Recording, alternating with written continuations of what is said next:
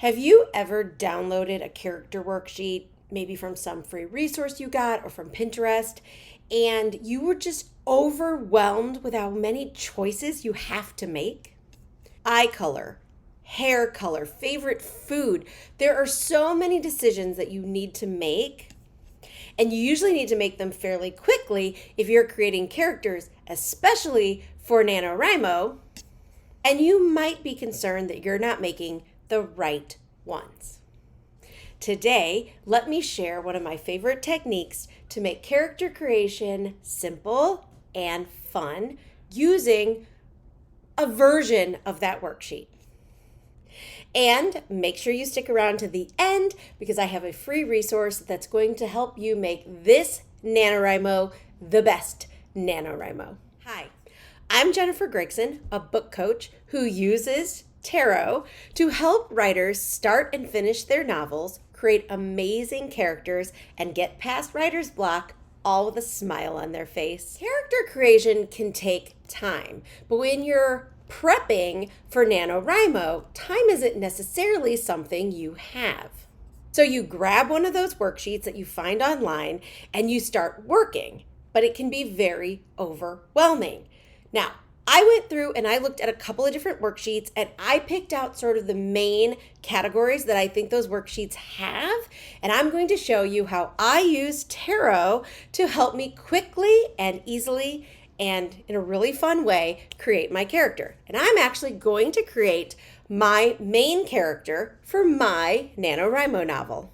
Each worksheet definitely is different, but I feel like there's sort of three main categories: physical characteristics, story information, and what I like to call likes and dislikes.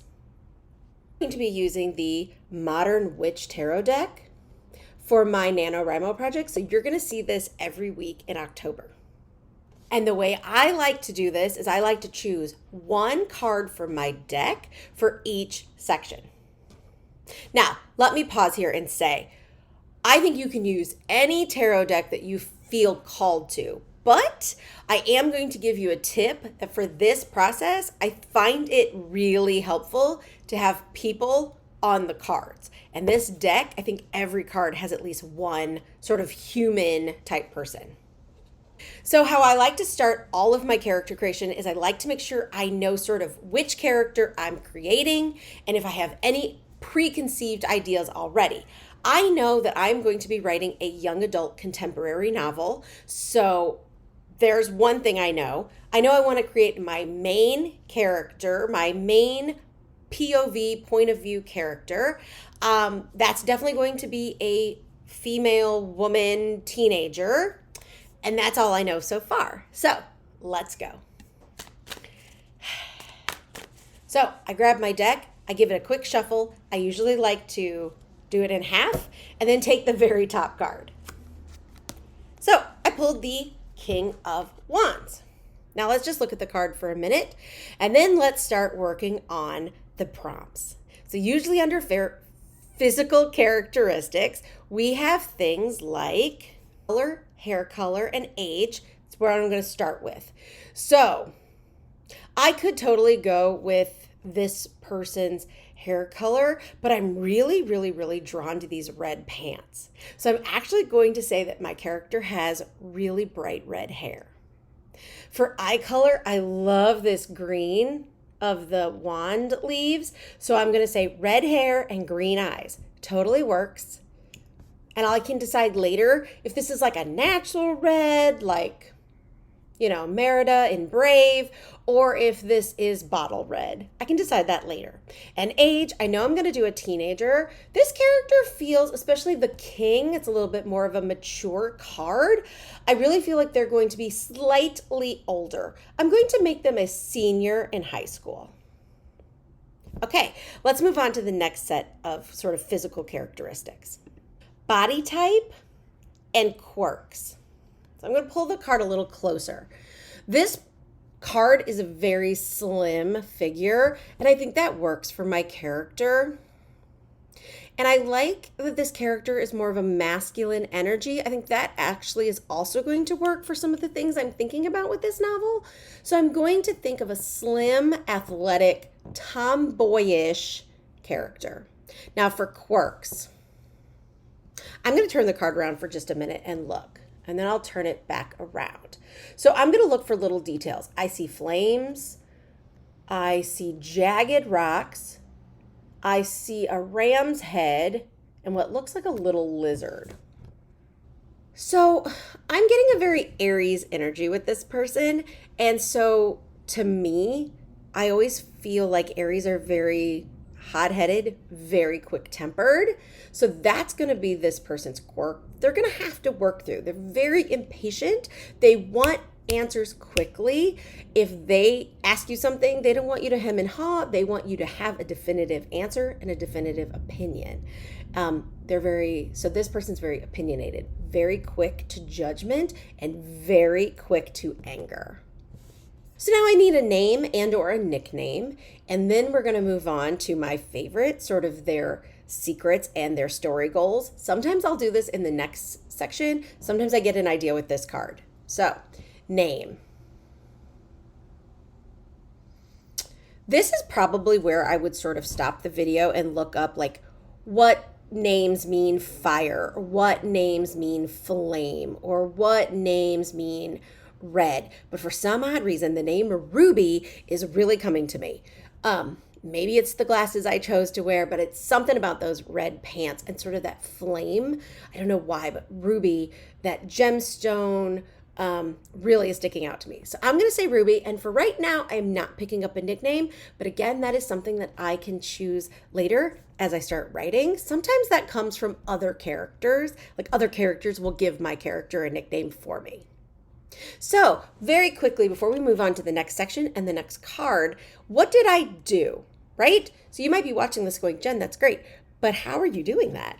So right away, I'm going to look at the figure. What are they wearing? What are they doing?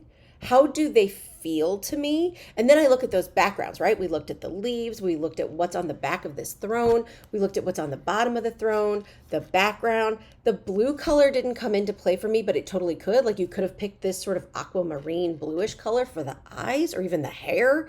Or you could just go with like what this person looks like also works. That's how I do that. So let's break it down just a little bit slower on the next card and the next section.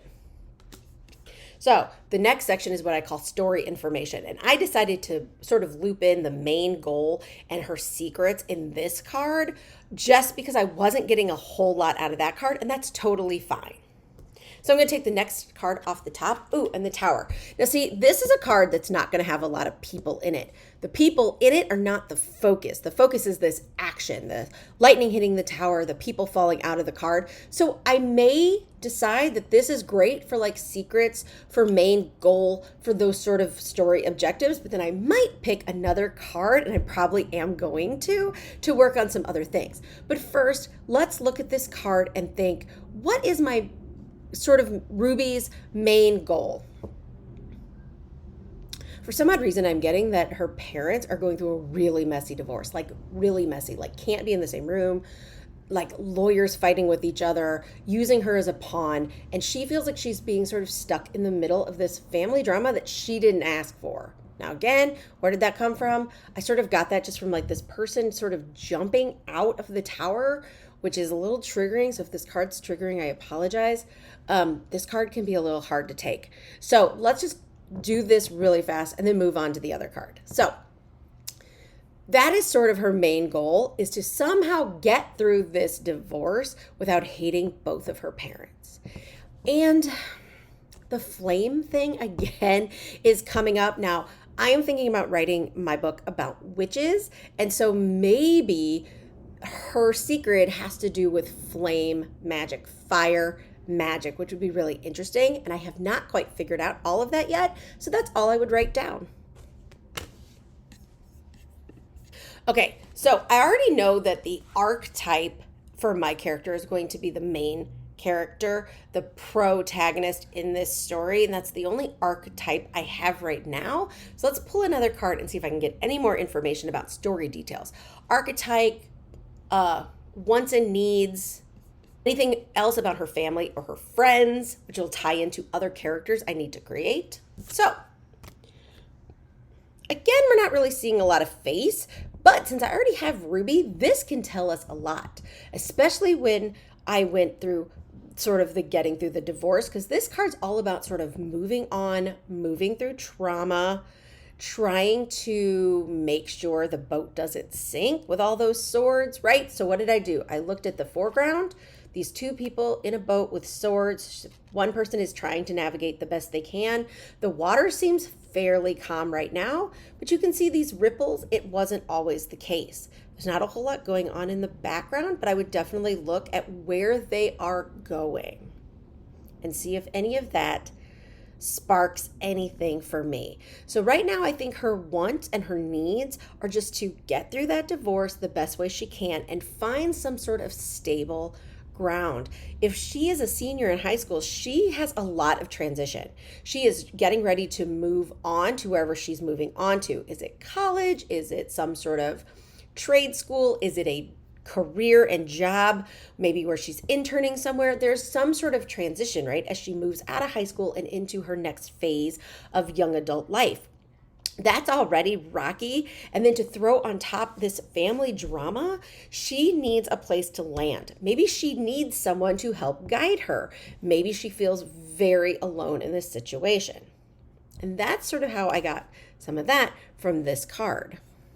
That would bring me to friends. So if I see Ruby as being right here in the boat, not knowing how to navigate, then this could be a friend. This could be the next character I create with this method. Her BFF, or maybe an enemy to friend situation, which would be fun. So I would pick that card and do this whole process again and see how those loop together.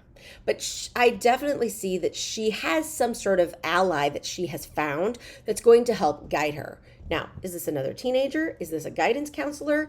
Is this not even a woman? Like, this card has a lot of women, I think almost exclusively women, but I definitely could see maybe this is a boyfriend or some sort of dating situation. So I would definitely pick cards and figure that out, but I would write all that down just to see what other things come up. And now we're going to go to this sort of fun category. It's usually what I call the likes and dislikes. This is where they start talking about like favorite movie, favorite food, and a lot of that can be time consuming. And I like to use the tarot card to help ping ideas. Now, this is going to be a little different in that I'm going to look for one little tiny thing, like let's say I see a fish, and that's going to ping Jaws, like really quickly. And that is how I do this quickly. Now, this can all change as you start writing. Maybe you start writing and realize that her favorite movie really needs to be something very specific to move the plot forward. That's completely fine. But this sort of gets you out of your own way and out of your own head. So this one's going to be a little bit more rapid fire. And if you have any questions, leave them down in the comments below so that maybe I can explain a little bit better if we get lost. So I am going to do favorite food and or beverage, favorite movie and or TV or book. We're going to see. I'm going to do a hobby. I'm going to do what they think about school, since, you could also do what they think about their job or their home or where they live situation. I always like to get a feel for how they feel in their environment. Then let's see about the religious and spirituality. I don't always do that for characters, but since I'm going to be dealing with some witchy elements, I definitely need to know how Ruby feels about maybe like her gift, this fire element, or maybe she reaches out to someone to learn about witchcraft through her parents' divorce. Maybe she does like some sort of spell work that backfires. That would be super fun. So those are the 5 things I'm going to be doing.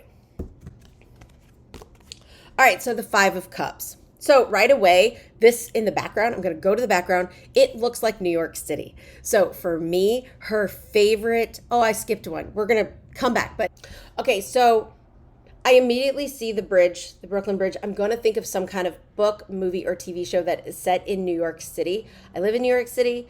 But immediately, all of a sudden, like I said, if I was setting this in the 90s, I would say Friends, but I'm not setting this in the 90s. So I might say, what is that show? Gossip Girl. I would probably say Gossip Girl, and I could totally see that might be interesting. Okay, so favorite food or beverage. Since there's a lot of cups, let's do beverage. For some odd reason, I'm getting this like fancy sparkling water vibe for her. I'm not sure why, but like she drinks like the fancy bubbly waters that are flavored, or maybe she like makes her own. But I'm definitely seeing her as being all about the flavored waters. Not sure why. And then I'm not going to do food, but you totally could if you picked up on something in the card for food. Sometimes I'll just pick up a color, like the sandy color, especially, and I'll think, well, what's kind of that color? And immediately, like I thought of macaroni and cheese. Maybe, especially since she's going through a messy family drama, maybe she's remembering when her mom used to make her this fancy macaroni and cheese that they would make together when she was maybe in middle school. That's like a really sweet memory, and maybe that's her comfort food now. I'm going to say swimming. The water element has come up a few times, and I think that would be really interesting considering that she's getting fire magic, and the dichotomy and the sort of opposition of that is really interesting to me. How does she feel about school? I'm immediately picking up a lot of grief. She is in a black funeral outfit. Her head is down. She is not really happy.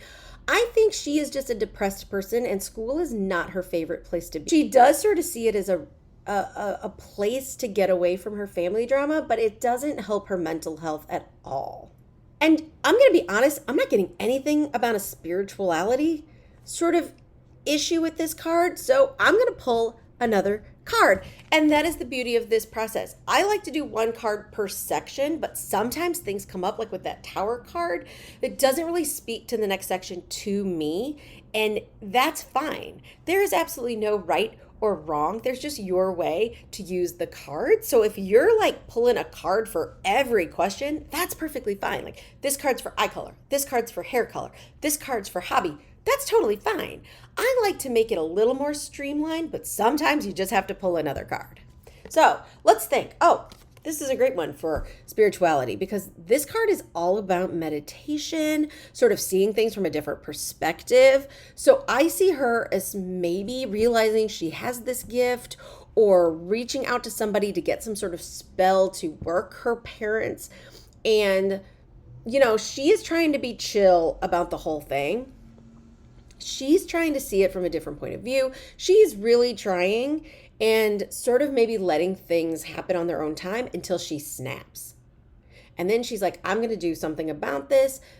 These people are nuts. Like, my parents are crazy and they need help kind of situation. So I feel like she is very divided. See how the tree sort of forks at the top, which makes a nice support, but also can look like trying to figure out which path to go, and maybe she's not sure. And she either does this thing with a candle or some sort of fire magic, like I've said. There's a fire around her head, so I definitely feel like she has some sort of gift, and I am going to be using a lot of that in this novel. I'm just not sure how to incorporate it yet. So this is kind of an interesting card, and one I will probably use to meditate on as I work on story structure next week. Wink, wink.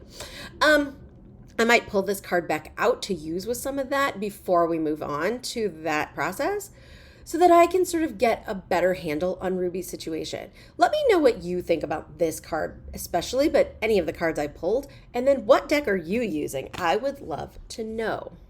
So, character creation can take forever.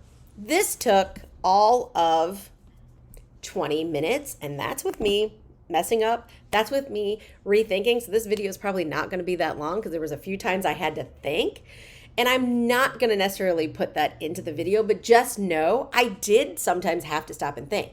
But I created a pretty decent character in 20 minutes for my novel that I can now go and do some brainstorming and some journaling while I look at these cards for a little bit more in depth. But if you're doing one of those worksheets, 20 minutes to fill out an entire character worksheet and say, check, main character done for Nano, that's pretty good.